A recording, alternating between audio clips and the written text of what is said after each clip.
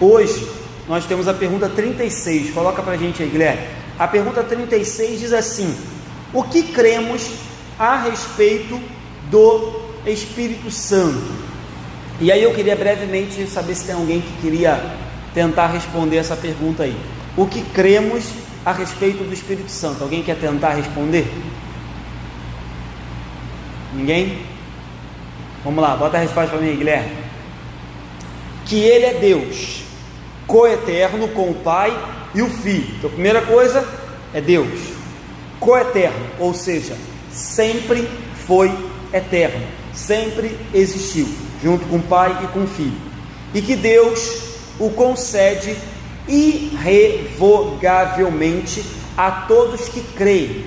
Então Deus concede a todos aqueles que creem no seu Filho de forma irrevogável. Ele não tira de nós o Espírito. É verdade que podemos entristecer o Espírito, nos afastar do Espírito, apagar o Espírito, nos afastar dele, podemos mentir como Ananias e Safira para o Espírito, mas Deus concede de forma irrevogável. Deus não fica dando e tirando. E outra coisa, nós não precisamos, conforme alguns irmãos pentecostais acreditam, buscar o batismo com o Espírito, porque Deus concede o Espírito a todo aquele que crê.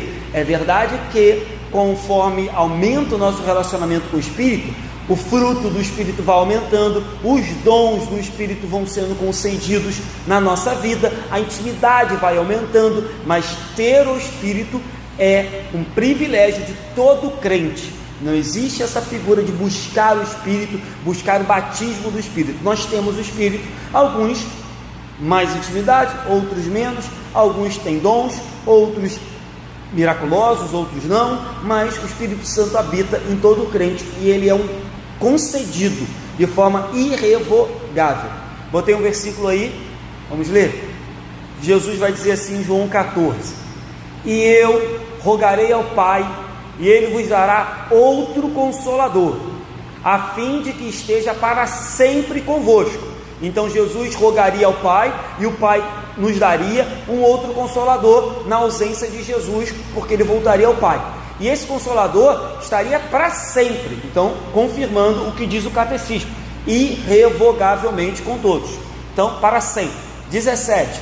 O Espírito da verdade, que o mundo não pode receber. Então, quem é ímpio não recebe o Espírito Santo, porque não vê, nem o conhece. Vós o conheceis, porque Ele habita convosco e estará em vós. Então, João 14, 16 e 17, palavras de Jesus. Então, vou seguir aqui com a explicação que eu anotei. Então, irmãos, quando Jesus sopra o Espírito sobre os discípulos e diz: recebei o Espírito Santo, Ele não estava desejando que os discípulos recebessem apenas um poder, apenas uma entidade mística.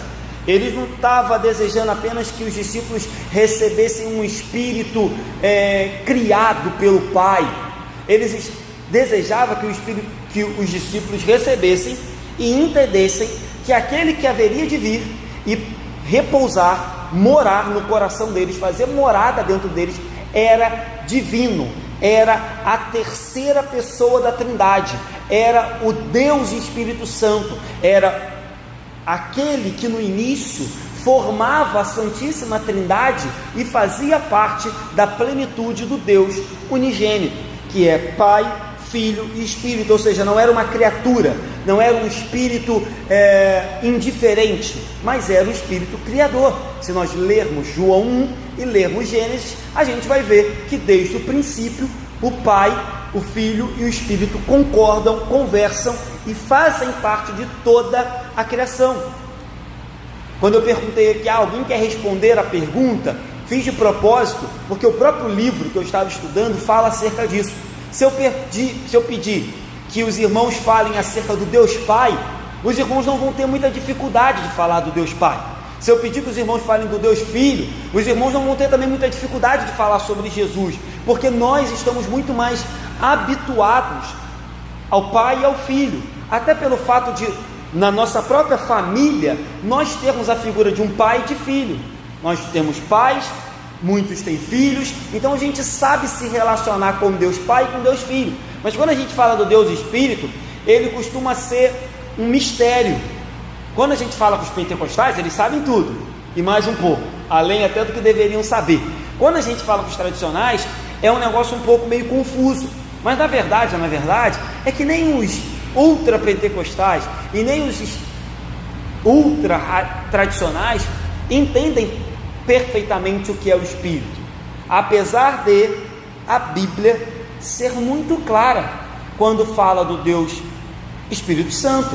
A Bíblia trazer características muito claras, nós ainda temos um pouco de dificuldade, talvez pelo fato de sermos tradicionais, talvez pelo fato de que o movimento pentecostal distorceu um pouco quem é o Espírito Santo, transformando o Espírito Santo num poder que enche o crente apenas, transformando o Espírito Santo tipo numa unção que você toma, que você bebe e você fica fora de si. Isso também trouxe muita confusão na cabeça dos crentes, mas, repito, a Bíblia ela é muito clara. A Bíblia não diz que o Espírito Santo é uma terceira categoria, a Bíblia diz que ele é Deus Todo-Poderoso, ele é o Espírito coeterno, coigual, coexistente, certo? Nada do que foi feito sem a presença do Espírito Santo. Então, se você ler Gênesis, capítulo 1, capítulo 2, capítulo 3, se você ler João, capítulo 1,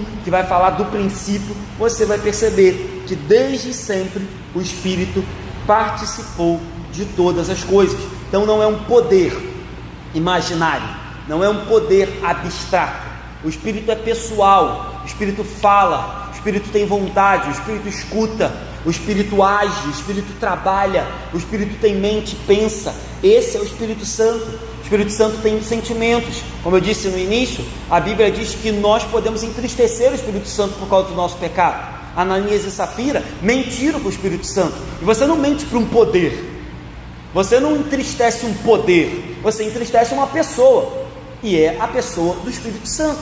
Então, ainda que seja um negócio meio confuso, não deveria. O Espírito Santo é a terceira pessoa da Trindade. O Espírito serve também como aquele que glorifica o Filho, aquele que aponta para o Filho, aquele que quebranta os nossos corações, aquele que abre a nossa mente, aquele que ilumina o nosso entendimento, aquele que vem e opera a transformação no nosso coração. Ou seja, o Espírito Santo tem personalidade, ele testifica com o nosso coração o que devemos, o que não devemos fazer, ele fortalece, ele encoraja, ele ensina, ele revela à nossa mente aquilo que Deus quer falar.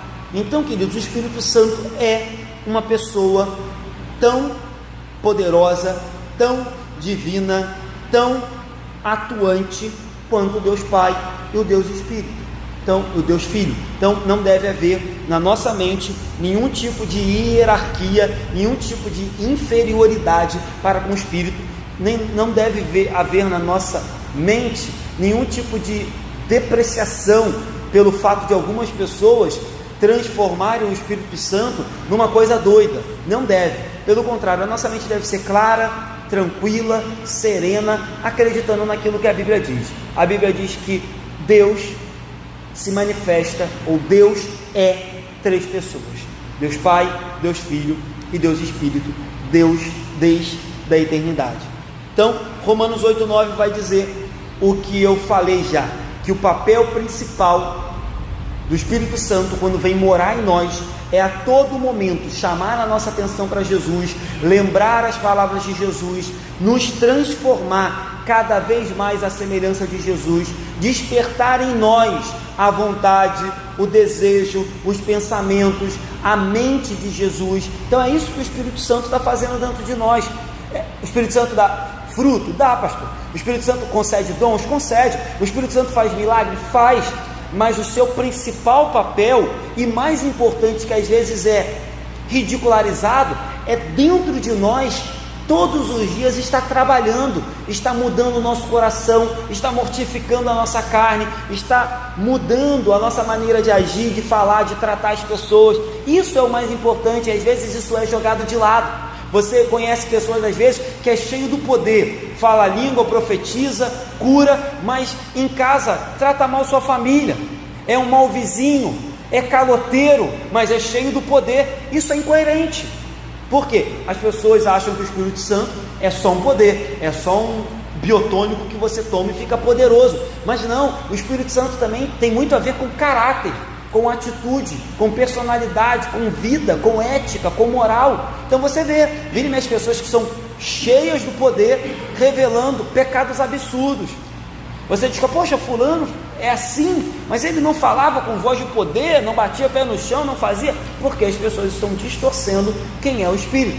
O Espírito faz sim milagre, nos dá sim dons, nos usa com poder e autoridade, mas tem algo que ele faz constantemente e a gente banaliza, que é trabalhar de dentro para fora, nos moldando mais e mais à semelhança do Filho de Deus, Jesus Cristo. Então, quando a gente orar pedindo ao Pai que nos dê mais intimidade, que nos dê mais poder, que nos dê mais unção, que nos dê mais presença do Espírito, que a gente possa sempre pensar nisso. Mais do que um poder, é o Deus Todo-Poderoso dentro de mim, me transformando de dentro para fora. Tem uma frase de um teólogo chamado Thomas Torrance, que ele diz assim: o Espírito não é apenas algo divino ou semelhante a Deus, que dele emana, que saiu de Deus, que partiu de Deus. Ele diz, pois no Espírito Santo, Deus mesmo age diretamente em nós, e ao nos dar o seu Espírito, Deus nos dá nada menos do que Ele mesmo vindo morar em nós. Então, é isso, queridos, não é só um poder, não é só algo abstrato, é a terceira pessoa da Trindade que trabalha dentro de nós, nos dá vida, alegria, ânimo, nos dá sentido de viver, nos dá esperança, nos dá consolo, nos dá uma perspectiva eterna, nos dá certeza da salvação, sela o nosso coração, é o nosso penhor. É isso que diz em Efésios, que é o nosso penhor, é aquele que guarda o nosso galardão, a nossa salvação. Esse é o Espírito Santo, certo? Então, amanhã ou depois, se eu fizer novamente essa pergunta, não tenha dificuldade em responder quem é Deus Pai, quem é Deus Filho e quem é Deus Espírito. É a terceira pessoa da Trindade, coeterno, coexistente, todo-poderoso, assim como o Pai e o Filho. Sempre existiu, Criador de todas as coisas, habita em nós e nos move. Próximo slide aí, Guilherme. Coloquei um catecismo aí antigo, de Heidelberg, para que a gente possa confirmar o que eu falei agora. O que você crê sobre o Espírito Santo? Primeiro, creio que ele é verdadeiro e eterno Deus. Então é verdadeiro, não é uma mentira, não é uma falácia, não é um Deus diferente, é o verdadeiro e eterno Deus, com o Pai e o Filho.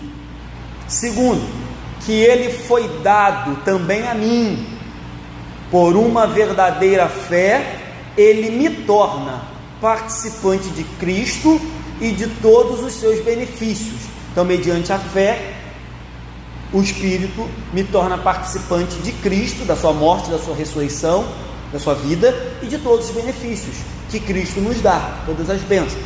Ele, o Espírito Santo, me fortalece e fica comigo para sempre. Então aí terminamos essa pergunta sobre quem é o Espírito Santo. Coloquei outro, artigo 11 da Confissão Belga. O Espírito Santo é Deus? É uma afirmação. O Espírito Santo é Deus. Vamos lá. Cremos e confessamos também que o Espírito Santo procede do Pai e do Filho desde a eternidade. Ele não foi feito, nem criado, nem gerado, mas procede de ambos. Na ordem, ele é a terceira pessoa da Trindade, de igual substância, ou seja, da mesma substância do Pai e do Filho, majestade, tem a mesma majestade do Pai e do Filho, e glória do Pai e do Filho, verdadeiro e eterno Deus, como nos ensinam as Sagradas Escrituras. Então, irmãos, essas são as colocações sobre a pergunta: o que cremos acerca do Espírito Santo? Alguém quer falar? Não? Ninguém? Então vamos para a próxima.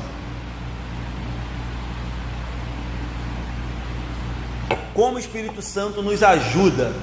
Então, na sequência, primeiro respondemos o que cremos acerca do Espírito Santo. Falamos até um pouco já sobre isso, vai ficar um pouquinho repetitivo, mas como o Espírito nos ajuda é a sequência desse catecismo. Resposta: o Espírito Santo nos convence de nosso pecado. Primeiro ponto. É o primeiro trabalho que o Espírito faz em nós. Ele vem e convence o homem do pecado, da justiça e do juízo. Convencido do pecado que habita em nós, convencido da justiça, que Deus é justo, há de punir aqueles que não se arrependerem, e convencido do juízo eterno que virá, eu me arrependo, me prostro, e aí o Espírito vem, tira esse coração de pedra, coloca um coração de carne, faz morada em mim e me dá uma nova vida. Então, primeiro ponto, o Espírito Santo nos convence do pecado, nos conforta, nos guia, nos dá dons espirituais e o desejo, que isso também vem dele, né? O próprio apóstolo Paulo fala em Filipenses, tanto querer quanto efetuar vem de Deus. Vem da onde? O Espírito. Então, o desejo de obedecer a Deus vem do Espírito. Ele nos capacita a orar. Lembra que o apóstolo Paulo também diz que quando nós não sabemos o que pedir, o Espírito intercede por nós com gemidos inexprimíveis?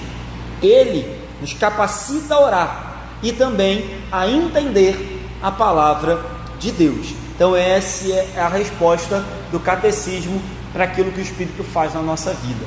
Versículo bíblico, Efésios 6:17 diz assim: tomai também o capacete da salvação e a espada do Espírito, que é a palavra de Deus, com toda oração e súplica, orando em todo o tempo no Espírito, e para isso vigiando com toda perseverança e súplica por todos os santos. É um versículo aí de Efésios falando acerca do capacete da salvação, que também vem do Espírito, espada do Espírito, que é a palavra de Deus, orando e suplicando no Espírito. Então esse é o texto que eu queria deixar. Então, irmãos, o Espírito Santo, uma vez vindo ao nosso encontro, habita em nós. Habitando em nós, ele passa a ser o nosso condutor, o nosso guia, o nosso dirigente, aquele que nos dá os impulsos pelos quais devemos obedecer. Lembrando que há pouco tempo agora a gente pregou sobre o Espírito e a carne, e falamos que, ainda que isso seja verdade, a carne milita a todo tempo. Mas, se alimentarmos o Espírito, buscarmos o Espírito, nos inclinarmos para as coisas do Espírito, é verdade que o Espírito vai sempre nos guiar, nos dirigir e nos conduzir da melhor maneira. Então, ele ilumina os nossos olhos, abre o nosso entendimento, nos tira das trevas e nos leva para a luz, nos tira do lamaçal de pecado e nos leva para o reino da paz. Então, o Espírito é apesar de não ser um poder abstrato, o Espírito é o poder que nos dá força para fazer todas essas coisas. Apesar de não ser um poder abstrato, é uma pessoa, mas é por meio dessa pessoa que nós temos poder para resistir às tentações, resistir às ciladas, resistir à nossa carne, resistir aos problemas, às tempestades. O Espírito é aquele que vem e de forma poderosa nos coloca de pé, para que possamos, por meio do seu suporte, resistir quando o nosso coração falho e pecaminoso estremece e quer ceder. O Espírito vem e nos coloca de pé e nos mostra que ele nos sustenta, ele nos carrega, ele nos coloca de pé, ele nos dá forças as quais nós não imaginávamos que tínhamos, porque tudo isso vem do Espírito Santo. Lembremos das palavras de Jesus. Jesus diz: sem mim nada podeis fazer. Mas a verdade é que sabemos que Jesus encontra-se agora à destra do Pai. Então, como fazer alguma coisa, Jesus? Como agir? Como ser santo? Como te servir? Como pregar o Evangelho? Se sem o Senhor nós não podemos fazer nada. E aí Jesus nos deu tudo que precisávamos para suprir essa nossa falta. Sem mim nada podeis fazer. Jesus vem e nos dá o Espírito Santo. porque sem ele nós não podíamos fazer nada. Então o Espírito Santo não é um plus, o Espírito Santo não é uma, como é que eu vou falar? Tipo uma,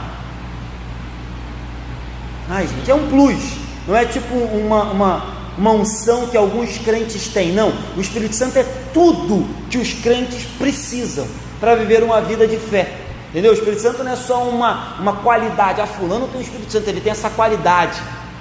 Fulano tem esse poder específico. Não, o Espírito Santo é tudo, porque sem ele, como disse Jesus, nada podeis fazer.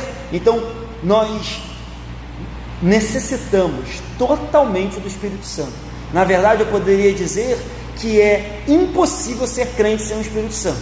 É impossível viver, espiritualmente falando, sem o Espírito Santo, porque é ele que dá vida, é ele que nos enche, é ele que aponta para Jesus, é ele que nos dá sentido. Então nossa vida espiritual começa com o Espírito Santo. Sem o Espírito Santo não há cristianismo, não há crente, não há igreja, não há fé, que é ele que transforma os nossos corações, é ele que nos transforma em nova vida, nova pessoa, melhor dizendo. E aí, nós lembramos, ser crente, ainda que às vezes eu pregue aqui, irmãos, a gente precisa ser o melhor vizinho, a gente precisa ser o melhor marido, a gente precisa ser o melhor crente, ainda que eu pregue isso é verdade. Ser cristão não é apenas ser melhor do que alguém. Ser cristão é nascer de novo, é ser nova criatura. Então assim, quando você vem para a igreja, Jesus não pega você e faz de você apenas uma pessoa melhor. Primeiro ele faz de você uma nova pessoa, uma nova criatura.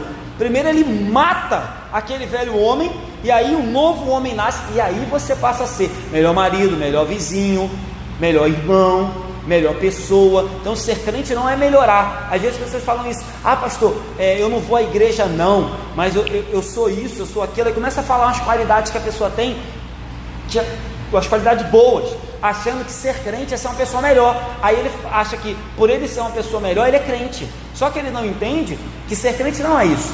Ser crente é morrer e nascer de novo. Ser crente é ser uma nova pessoa, e aí sim, depois de nascer pelo Espírito, você começa a ser melhor do que você era antes. Quando nos tornamos cristãos, eu falei muito isso aqui, o Pai nos adota e o Filho nos concede o Espírito Santo. Ele vem viver em nós, nos aconselha, nos convence, nos ajuda, inclusive quando não conseguimos nem mesmo orar, É claro que isso não é uma palavra, irmãos, para que você fique negligente e pare de orar. Então já que o Espírito ora, não vou orar. Mas é uma palavra de consolo, de conforto, que quer dizer o seguinte: quando você não tem nem palavras, quando você não sabe nem o que dizer, quando você não sabe nem o que pedir, quando você está tão amargurado, tão quebrado, tão prostrado, que você talvez só consegue chorar, o Espírito Santo está fazendo por mim e por você. Isso é bom, porque isso mostra que não depende só da gente. É claro que depende da gente ter um relacionamento com Deus, mas se dependesse só da gente, nós já teríamos desistido. Se dependesse só de você, você já teria parado de orar, parado de vir à igreja, parado de servir ao Senhor.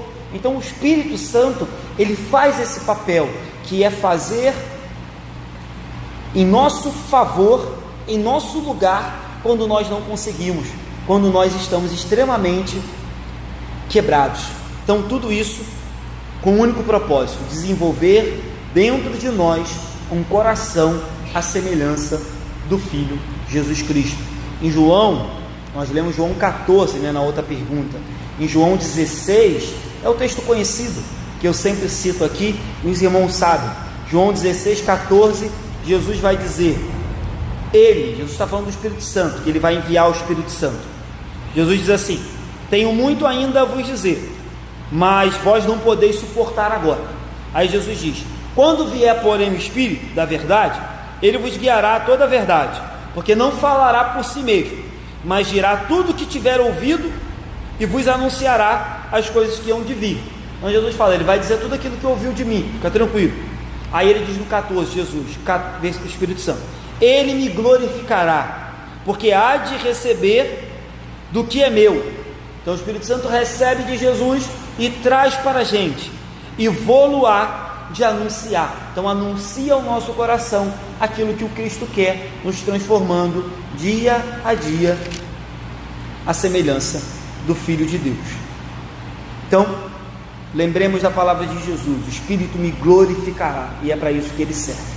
Aquele que é o Alfa e o Ômega, o princípio e o fim, o Deus Todo-Poderoso, nos deu a si mesmo na pessoa do seu Espírito. Às vezes a gente se pergunta, né? Como pode um Deus Todo-Poderoso amar criaturas tão pequenas e tão pecadoras? Deus nos amou. Às vezes a gente se pergunta, como pode um Deus Todo-Poderoso se fazer um bebê, nascer na manjedoura, no ventre de uma virgem? Ele nasceu. E aí a gente se pergunta, como pode o Espírito Santo, Criador do universo, aquele que a Bíblia diz em Gênesis 1, que pairava sobre a face das águas, pairava sobre todas as coisas, que está em todos os lugares, habita no nosso coração? São perguntas, né, que parecem loucas, mas que são belas e que serão completamente esclarecidas quando a gente chegar no céu. Mas por enquanto a gente pergunta, como pode um Deus me amar? Como pode um Deus nascer no ventre de uma virgem? E como pode Deus habitar no meu coração, me transformando dia após dia, até que Ele volte para me buscar? Amém? Vamos terminar? Coloca aí. Eu não achei, irmãos, depois, outro catecismo que pudesse trazer mais esclarecimento para a gente. Por que isso?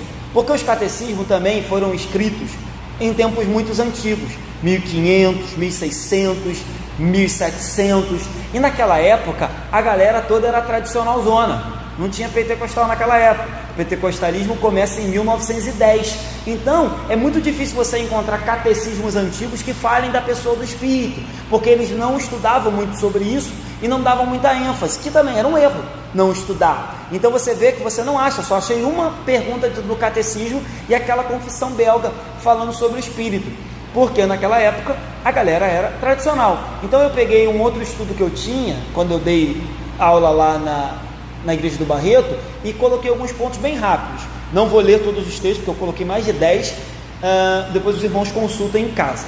Primeiro ponto que eu botei, ele dá vida, e isso está no Salmo 104:30, que a gente mencionou lá no retiro não, lá na confraternização, eu li esse texto, Salmo 104:30, e também no inverso, ele dá vida e ele tira a vida, porque Jó vai dizer que quando Deus tira o fôlego de vida, quando Deus tira,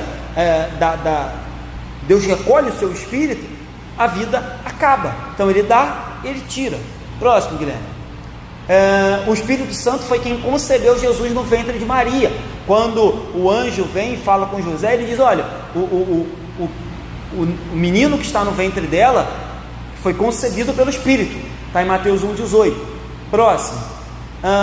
Assim como ele ressuscitou Jesus, ele ressuscitará os nossos corpos. Está em Romanos 8,11. Próximo.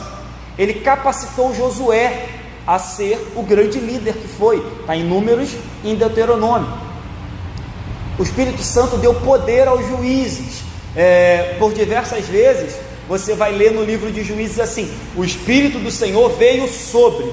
Aí veio sobre Otoniel, um juiz, veio sobre Gideão, outro juiz, sobre Jefté, sobre Sansão. Então você vai ver lá no livro de Juízes, sempre a palavra, o Espírito do Senhor veio sobre o juiz e deu poder a ele. O Espírito Santo desceu sobre Jesus no seu batismo, desceu sobre Jesus e também o levou ao deserto no momento da tentação, e esteve com ele. Passa, Guilherme. Estava com Jesus na tentação, Lucas 4. Só voltando ali, o Espírito desce sobre Jesus no batismo, leva Jesus ao deserto, e depois que as tentações acabam, o mesmo Espírito leva Jesus já para começar o seu ministério e pregar. E aí ele faz até aquela pregação que eu já fiz aqui na igreja, quando ele diz: o Espírito do Senhor está sobre mim, pelo que me ungiu para pregar, tal. Depois dessa questão do batismo e da tentação. Outro texto, o Espírito capacitou os discípulos em Atos: ficais em Jerusalém até que recebereis do alto poder, certo? Próximo. O Espírito convence o mundo do pecado, já falamos sobre isso. Próximo. O Espírito produz o fruto do Espírito, estudamos há pouco tempo isso. E o Espírito revela coisas aos homens.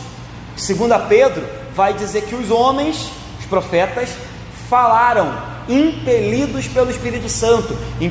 A Bíblia também vai dizer que tudo aquilo que está escrito na Bíblia foi revelado, inspirado, concedido pelo Espírito Santo. Então, essa referência aí para falar que o Espírito revela ao nosso coração. É claro que hoje o Espírito não revela nada mais além da Bíblia. Claro que hoje o Espírito não revela nada, nenhuma novidade mais, nada que contradiga a Bíblia. Mas sim, o Espírito continua revelando ao nosso coração, continua falando ao nosso ouvido, continua nos incomodando e nos revelando o que fazer, o que não fazer, que decisão tomar, que decisão não tomar, quando falar, quando não falar. Então o Espírito continua fazendo isso. Homens falaram impelidos pelo o Espírito. Irmãos, terminamos aí. Alguém quer falar? Não?